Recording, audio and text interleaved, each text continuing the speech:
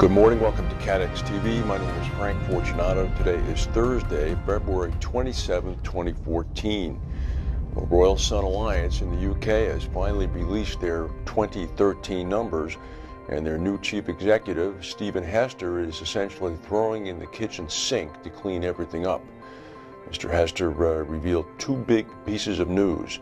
Number one, he announced that they had a £244 million loss pre-tax in 2013. That's about 414 million US. He also announced that they're going to raise about 775 million pounds from a rights issue in the stock market. That's about 1.8 billion US. Mr. Hester went on to say that after accounting irregularities in Ireland, reserve strengthening, and adverse weather in the UK, i.e. the floods, the company is in a position where they need to raise money and to address their balance sheet issues. Mr. Hester said that RSA Ireland posted a $220 million underwriting loss. RSA Ireland, of course, is where the so-called fraud was centered. Interestingly enough, on $8.7 billion pounds of net written premiums, RSA reported a combined operating ratio of 99.6% and an underwriting profit of 57 million pounds. So despite all of the negative press, they actually did make an underwriting profit.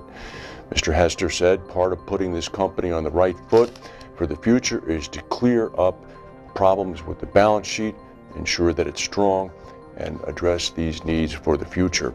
So he's definitely going ahead and doing it. He's also targeting to raise 300 million pounds from selling areas outside the four core areas that they're going to focus on: the UK and Ireland, Canada, Scandinavia, and Latin America.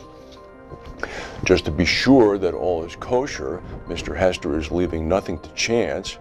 He has gone to Xchanging at Berkshire Hathaway, Warren Buffett's company, and he has purchased a $913 million US reinsurance policy against unforeseen losses. That's about 550 million pounds. This adverse development policy gives RSA 550 million pounds of protection, or about 915 million US, against significant deterioration in the insurance liabilities, which it held at the end of 2012. 10 years ago, RSA agreed to a quota share arrangement with Munich Re as part of an effort to bolster its capital against U.S. asbestos losses. RSA said it had paid out 1.16 billion pounds in reinsurance premium in 2013, including the cost of this adverse development policy from Berkshire. At least 12 people were killed in an explosion at a Turkish restaurant in the Qatari capital of Doha earlier today. It's developed that the blast, which was possibly initially thought to be terrorism, was the result of an accident of propane gas cylinders catching on fire. An outbound flight from Hawaii's Lanai Island crashed about a mile after takeoff from the airport, killing 3 people.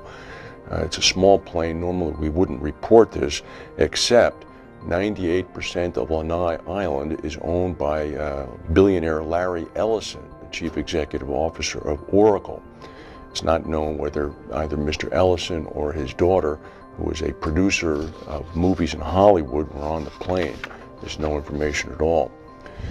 Business processing outsource company Xchanging, who is sometimes a competitor of CATEX, posted strong 2013 results, including an upbeat performance from its insurance-related businesses.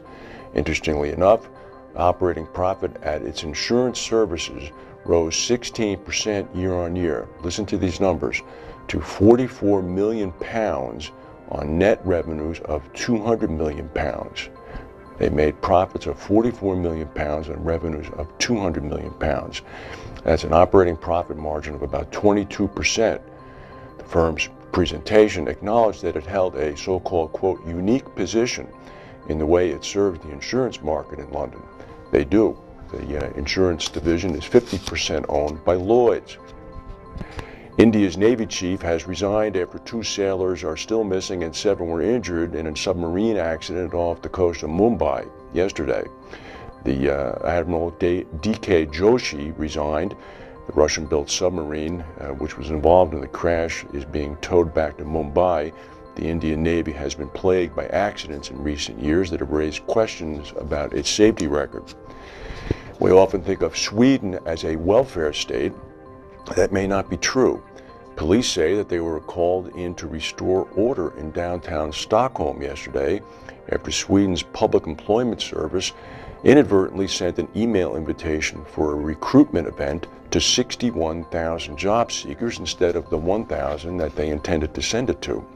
Police said staff at the job center alerted police yesterday after several thousand people showed up at an event where job seekers would have a chance to meet with potential employers.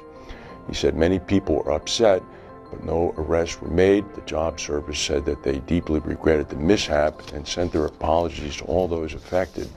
That doesn't sound like a welfare state to me. People are interested in jobs. That's the news for today. If we have any breaking news, we'll come back and tell you. Thank you for watching, and we'll see you tomorrow.